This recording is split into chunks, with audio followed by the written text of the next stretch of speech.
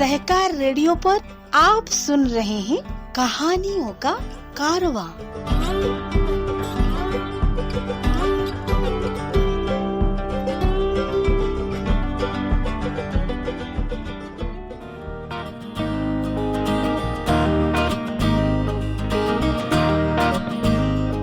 सहकार radio के श्रोताओं को पवन का नमस्कार।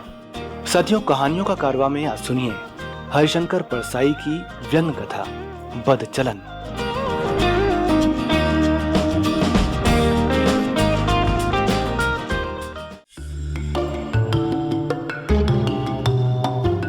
एक बाड़ा था। बाड़े में 13 किराएदार रहते थे। मकान मालिक चौधरी साहब पास ही के एक बंगले में रहते थे। एक नए किराएदार आए। वे डिप्टी कलेक्टर थे। उनके आते ही उनका इतिहास भी मोहल्ले में आ गया। वे इसके पहले ग्वालियर में थे। वहां दफ्तर की लेडी टाइपिस्ट को लेकर कुछ मामला हुआ था। वे साल भर सस्पेंड रहे थे। ये मामला अखबार में भी छपा था।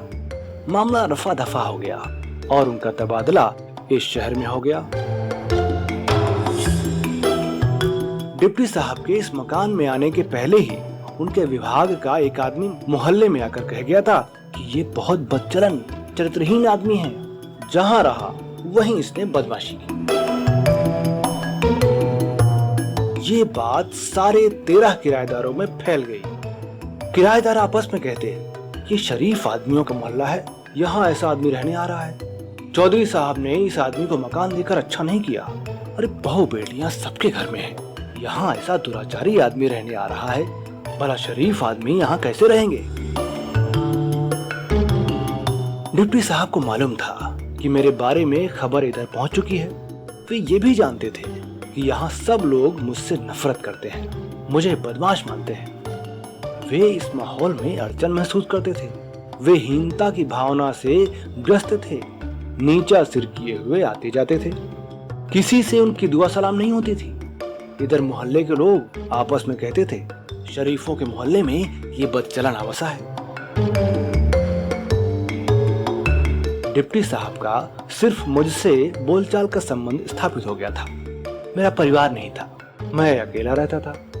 डिप्टी साहब कभी कभी मेरे पास आकर बैठ जाते।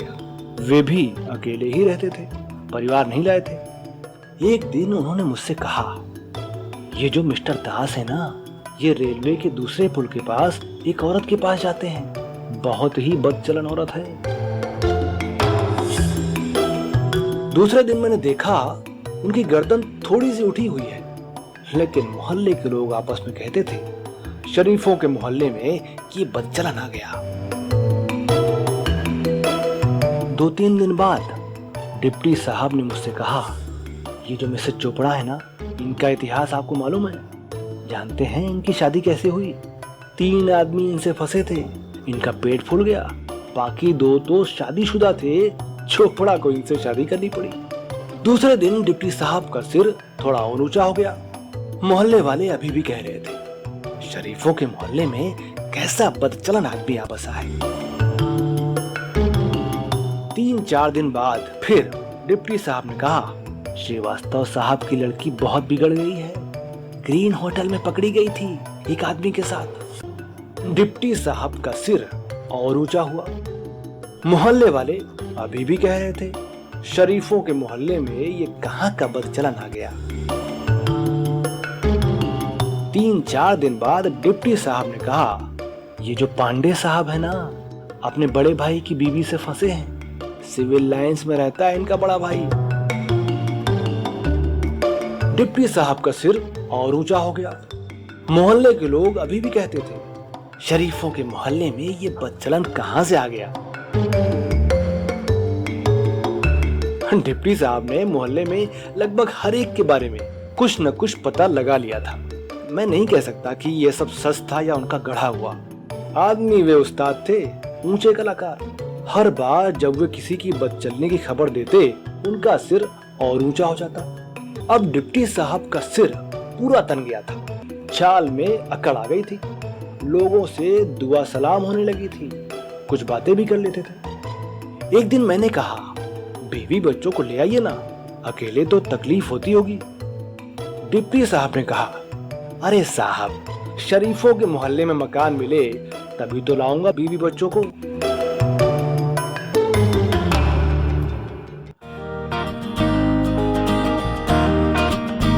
तो श्रोताओं, सहकार रेडियो के कार्यक्रम कहानियों का कारवां में अभी आप सुन रहे थे हरिशंकर परसाई की व्यंग कथा बदचलन।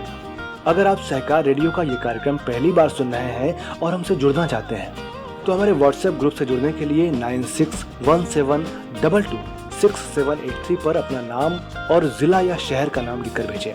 फेसबुक पर हमसे जुड़ने के लिए पेज लाइक करें और यूट्यूब पर हमसे जुड़ने के लिए हमारा चैनल सब्सक्राइब करें। अधिक जानकारी के लिए हमारी वेबसाइट सहकाररेडियो.com देखें। तो सुनते रहिए सहकार रेडियो। फिलहाल दीजिए इजाजत मुझे यानी पवन को। नमस्कार।